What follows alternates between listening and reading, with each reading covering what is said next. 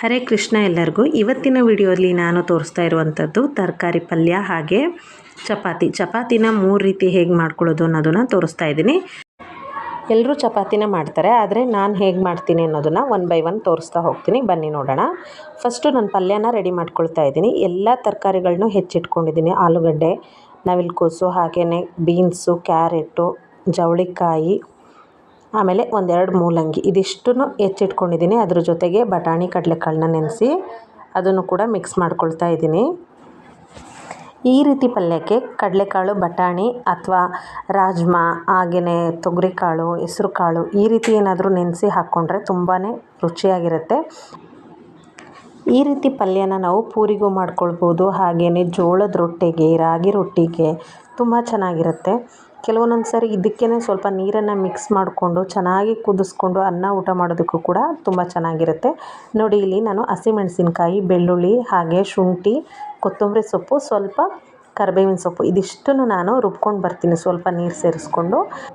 ಮದುವೆ ಮನೇಲಿ ಇದೇ ರೀತಿ ಪಲ್ಯನ ಮಾಡಿರ್ತಾರೆ, ನೀವು ನೋಡ್ಬೋದು ಲಾಸ್ಟಲ್ಲಿ ಹೇಗೆ ಕಾಣಿಸುತ್ತೆ ಪಲ್ಯ ಅಂತೇಳಿ. ಇದೇ ರೀತಿ ಪಲ್ಯ ಮಾಡಿ ಅದ್ರ ಜೊತೆಗೆ ಪೂರಿ ಮಾಡ್ತಾರೆ, ತುಂಬ ಒಳ್ಳೆ ಟೇಸ್ಟ್ ಇರುತ್ತೆ.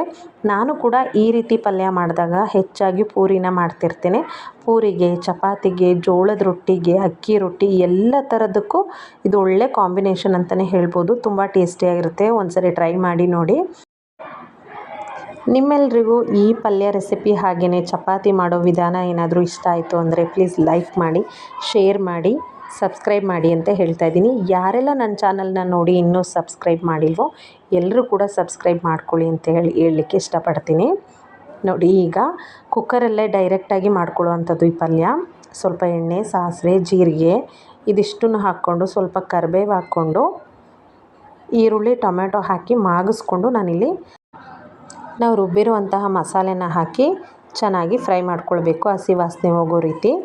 ಅದಾದಮೇಲೆ ತರಕಾರಿನ ಮಿಕ್ಸ್ ಮಾಡ್ಕೊಳ್ತಾ ಇದ್ದೀನಿ. ನೋಡಿ, ಹೀಗೆ ಈರುಳ್ಳಿನ ಎಷ್ಟು ಬೇಕಾದರೂ ನಾವು ಹಾಕ್ಕೊಳ್ಬೋದು. ನಾನಿಲ್ಲಿ 2 ಮಾತ್ರ ಯೂಸ್ ಮಾಡಿದ್ದೀನಿ, ಸಾಕಾಗುತ್ತೆ ಅಂತ. ಒಂದು 3-4 ಟೊಮೆಟೊನ ಹೆಚ್ಚಿಟ್ಕೊಂಡಿದ್ದೀನಿ. ಈಗ ನೋಡಿ, ರುಬ್ಬಿರೋವಂಥ ಮಸಾಲೆನ ಹಾಕಿ ಚೆನ್ನಾಗಿ ಮಾಗಿಸ್ಕೊಳ್ತಾ ಇದ್ದೀನಿ. ಮಿಕ್ಸಿ ಜಾರಿಗೆ ಸ್ವಲ್ಪ ನೀರನ್ನು ಸೇರಿಸ್ಕೊಂಡು ಅದನ್ನು ಕೂಡ ಇದಕ್ಕೆ ಹಾಕ್ತಾಯಿದ್ದೀನಿ. ಈ ಪಲ್ಯ ರೆಸಿಪಿಗೆ ಇನ್ನೊಂದು ಲಾಸ್ಟಲ್ಲಿ ಒಂದು ಪೌಡರ್ನ ಸೇರಿಸ್ತೀನಿ. ಆ ಪುಡಿ ತುಂಬ ಎಕ್ಸ್ಟ್ರಾ ಟೇಸ್ಟ್ ಕೊಡುತ್ತೆ ಅಂತಲೇ ಹೇಳ್ಬೋದು. ಈ ಪಲ್ಯ ರೆಸಿಪಿ ಪಕ್ಕಾ ಟ್ರೆಡಿಷನಲ್ ಅಂತಲೇ ಹೇಳ್ತೀನಿ ನಾನು.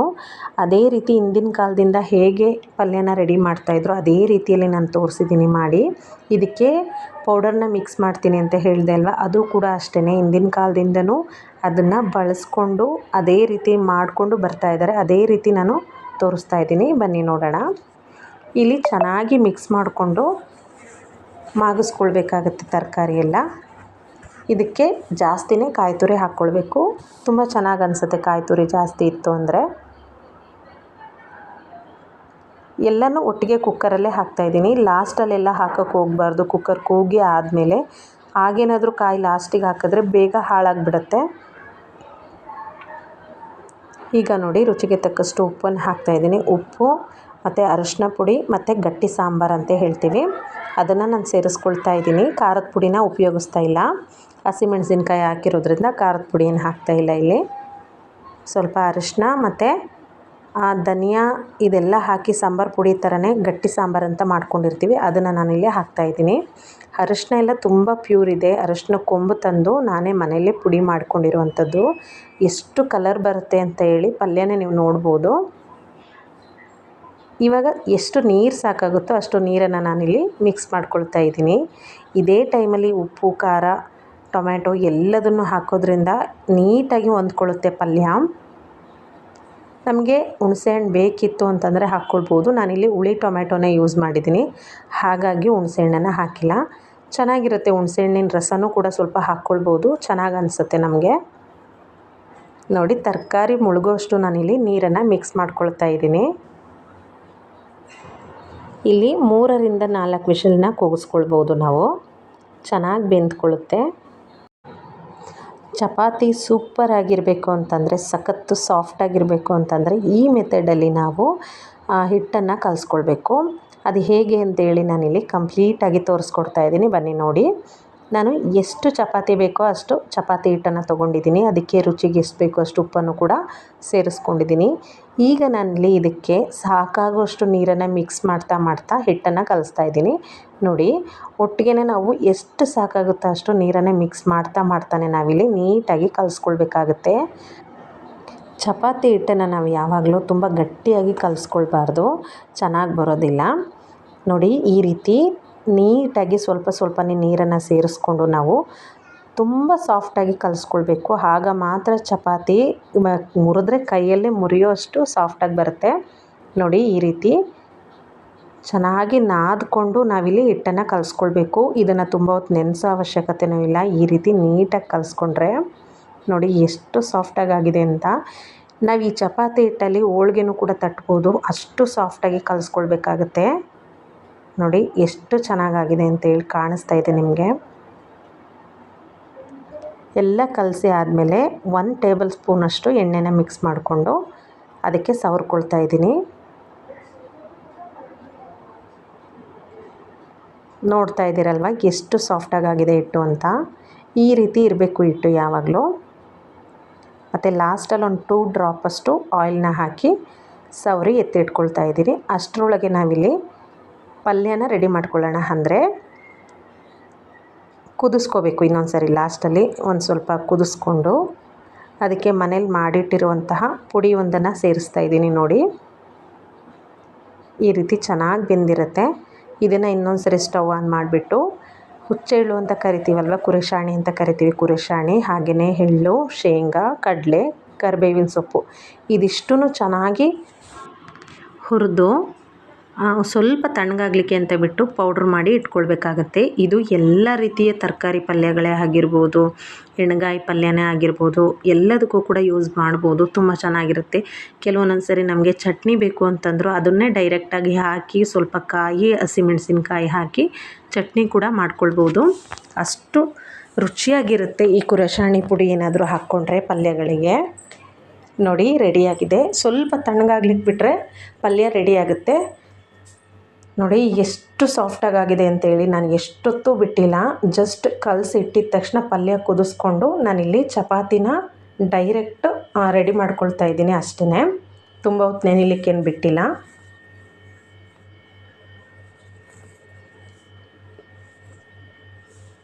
ಇನ್ನೊಂದು ಸರಿ ಈ ರೀತಿ ನಾದ್ಕೊಂಡು ಬಿಡ್ತೀನಿ ನಾನು ಚಪಾತಿ ಮಾಡೋ ಅಷ್ಟರೊಳಗಡೆ. ಬನ್ನಿ, ಇವಾಗ ಚಪಾತಿನ ನಾನು ಮಾಡಿ ತೋರಿಸ್ತೀನಿ. 3 ರೀತಿಯ ಚಪಾತಿ ಮಾಡಿ ತೋರಿಸ್ತೀನಿ. ಒಂದು ಪದ್ರ ಚಪಾತಿ, ಹಾಗೆಯೇ ಡೈರೆಕ್ಟ್ ಚಪಾತಿ ಎಣ್ಣೆ ಹಾಕಿ ಬೇಯಿಸುವಂಥದ್ದು. ಇನ್ನೊಂದು ಡ್ರೈ ಚಪಾತಿ. ಇದಿಷ್ಟೂ ನಾನು ಒಂದೇ ವಿಡಿಯೋದಲ್ಲಿ ತೋರಿಸ್ಕೊಡ್ತಾ ಇದ್ದೀನಿ. ಬನ್ನಿ ನೋಡೋಣ.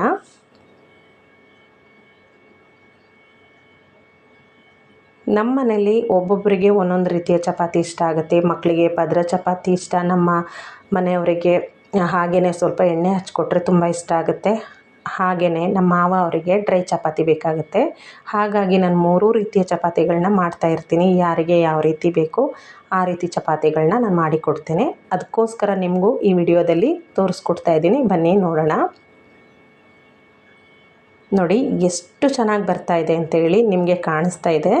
ನಾನು ಹಿಟ್ಟನ್ನು ಕೂಡ ತುಂಬ ಬಳಸೋದಿಲ್ಲ, ಸ್ವಲ್ಪನೂ ಕೂಡ ಹಿಟ್ಟು ಅಂಟಿರಲ್ಲ ನಾನು ಮಾಡೋ ಚಪಾತಿಲಿ.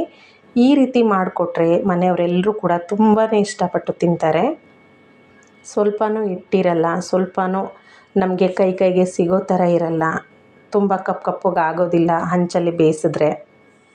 ನೀವೇ ನೋಡ್ತಾ ಇದ್ದೀರಲ್ಲ, ನೋಡಿ ಎಷ್ಟು ಚೆನ್ನಾಗಿ ಬರುತ್ತೆ ಅಂತ.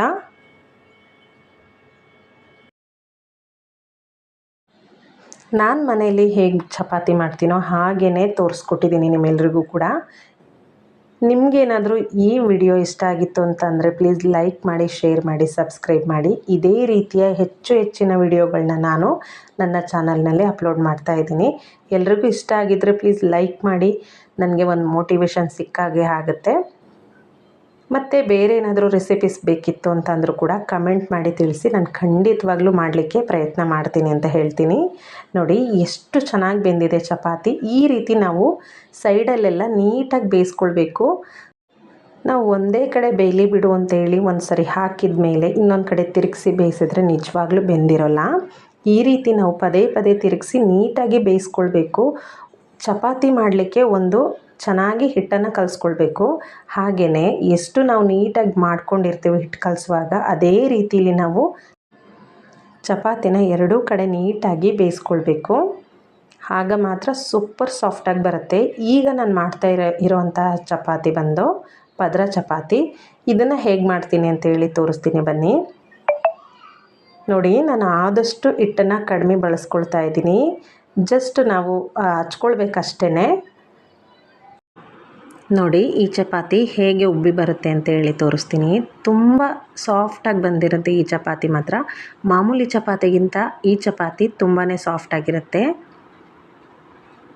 ನೋಡಿ ಹೇಗೆ ಉಬ್ಬಿ ಬರ್ತಾ ಇದೆ ಅಂತೇಳಿ. ಸ್ವಲ್ಪ ಎಣ್ಣೆ ಎಲ್ಲ ಹಚ್ಕೊಂಡು ಮಾಡಿರ್ತೀವಲ್ವ, ಹಾಗಾಗಿ ತುಂಬ ಸಾಫ್ಟಾಗಿ ಬರುತ್ತೆ. ಈ ರೀತಿ ಒಂದು ಸರಿ ಮಾಡಿಕೊಂಡು ತಿಂದರೆ ನೀವು ಖಂಡಿತವಾಗ್ಲೂ ಇದೇ ರೀತಿ ಪದೇ ಪದೇ ಮಾಡ್ಕೊಳ್ಬೇಕು ಅನ್ನೋಂತಹ ಆಸೆ ಬರುತ್ತೆ. ಅಷ್ಟು ಟೇಸ್ಟಿಯಾಗಿರುತ್ತೆ ಚಪಾತಿ. ಈ ಚಪಾತಿಗೆ ಬರೀ ತುಪ್ಪ ಸವರ್ಕೊಂಡು ತಿಂದುಬಿಡ್ಬೋದು, ಅಷ್ಟು ಸೂಪರಾಗಿರುತ್ತೆ.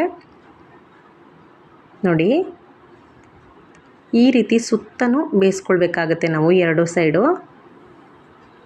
ಬನ್ನಿ, ಇದನ್ನು ಹೇಗೆ ರೆಡಿ ಮಾಡ್ಕೊಳ್ತೀನಿ ಅಂತೇಳಿ ತೋರಿಸ್ತೀನಿ. ಎಷ್ಟು ಇಟ್ಟಬೇಕೋ ಅಷ್ಟು ಹಿಟ್ಟನ್ನು ತೊಗೊಂಡು ಫಸ್ಟು ಒಂದು ಸ್ವಲ್ಪ ರೆಡಿ ಮಾಡ್ಕೊಳ್ತಾ ಇದ್ದೀನಿ, ಒಸ್ಕೊಳ್ತಾ ಇದ್ದೀನಿ.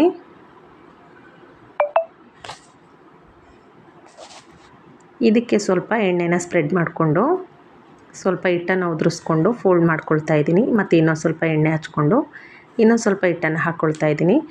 ಈಗ ನಾವಿಲ್ಲಿ ನೀಟಾಗಿ ಲಾಕ್ ಮಾಡ್ಕೊಳ್ಬೇಕು. ಚಪಾತಿ ಉಬ್ಬಿ ಬರಬೇಕು ಅಂತಂದರೆ ಈ ರೀತಿ ಲಾಕ್ ಮಾಡಲೇಬೇಕಾಗತ್ತೆ. ಈಗ ಇದನ್ನು ನಾರ್ಮಲ್ ಹೇಗೆ ಚಪಾತಿ ಒಸಿತೀವೋ ಅದೇ ರೀತಿ ನಾವೀಗ ಒಸ್ಕೊಂಡು ರೆಡಿ ಮಾಡ್ಕೊಳ್ಬೇಕು.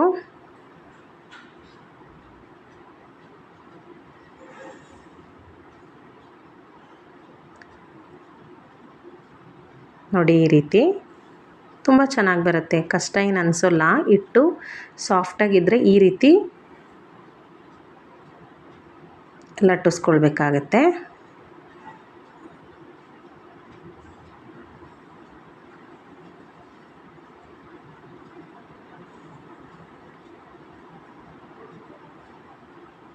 ತುಂಬ ಲೇಟ್ ಏನಾಗಲ್ಲ. ಎಲ್ಲ ಥರ ಚಪಾತಿನೂ ಕೂಡ ಬೇಗ ಬೇಗನೆ ಮಾಡ್ಕೊಳ್ಬೋದು. ನಮಗೆ ಹಿಟ್ಟು ಗಟ್ಟಿಯಾಗಿದ್ರೇ ತುಂಬ ಲೇಟ್ ಅನಿಸೋದು. ಈ ರೀತಿ ಸಾಫ್ಟಾಗಿದ್ದರೆ ಬೇಗನೆ ಆಗೋಗ್ಬಿಡುತ್ತೆ. ಎಣ್ಣೆ ಬದಲಿ ನಾವಿಲ್ಲಿ ತುಪ್ಪನೂ ಕೂಡ ಹಚ್ಕೊಳ್ಬೋದು.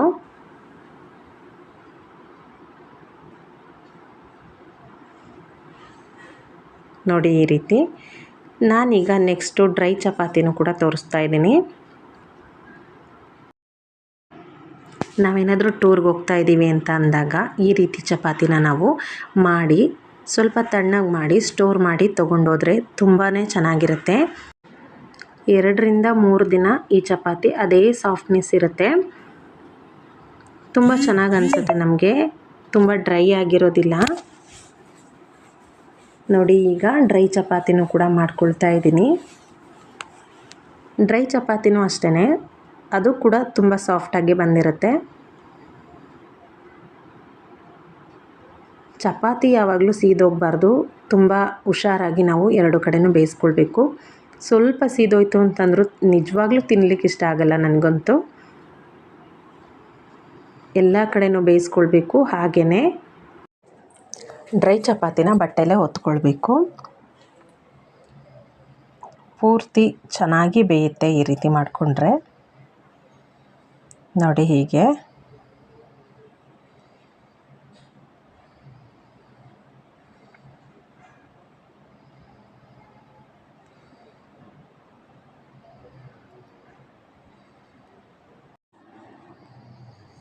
ನೋಡಿ ಪಲ್ಯ ಹೇಗೆ ಗಟ್ಟಿಯಾಗಿದೆ ಅಂತೇಳಿ. ನಾನು ಲಾಸ್ಟಲ್ಲಿ ಹಾಕಿದೆ ಅಲ್ವಾ ಪುಡಿ, ಆ ಪುಡಿನ ಹಾಕಿ ಸ್ವಲ್ಪ ಕುದಿಸ್ಕೊಂಡ್ಬಿಟ್ರೆ ಪಲ್ಯ ಎಷ್ಟು ತೆಳ್ಳಗಿದ್ರೂ ಕೂಡ ಸ್ವಲ್ಪ ಗಟ್ಟಿಯಾಗುತ್ತೆ ಆ ಪುಡಿನ ಹಾಕೋದ್ರಿಂದ. ನೋಡಿ ಎಷ್ಟು ಚೆನ್ನಾಗಿ ಸಾಫ್ಟಾಗಿ ರೆಡಿಯಾಗಿದೆ ನಮ್ಮ ಚಪಾತಿ. ನೋಡಿ, ಈ ರೀತಿ ಇದೆ. ನಿಮ್ಮೆಲ್ರಿಗೂ ಈ ವಿಡಿಯೋ ಇಷ್ಟ ಆಗಿದ್ದರೆ ಪ್ಲೀಸ್ ಲೈಕ್ ಮಾಡಿ, ಶೇರ್ ಮಾಡಿ, ಸಬ್ಸ್ಕ್ರೈಬ್ ಮಾಡಿ ಅಂತ ಮತ್ತೊಮ್ಮೆ ಹೇಳ್ತಾ ಇದ್ದೀನಿ. ಮತ್ತು ಇನ್ನೊಂದು ವಿಷಯ, ಈಗ 10 ಡೇಸ್ ಬ್ಯಾಕ್ ನಾನು ಆಲೂ ಪರಾಟ ಅಂತೇಳಿ ಒಂದು ರೆಸಿಪಿ ಮಾಡಿ ಹಾಕಿದ್ದೆ. ಆ ವಿಡಿಯೋಗೆ 10,300 ವ್ಯೂಸ್ ಬಂದಿದೆ. ಅದಕ್ಕೋಸ್ಕರ ಎಲ್ರಿಗೂ ಥ್ಯಾಂಕ್ಸ್ ಹೇಳಲಿಕ್ಕೆ ಇಷ್ಟಪಡ್ತೀನಿ. Thank you so much. Thanks for watching. Bye.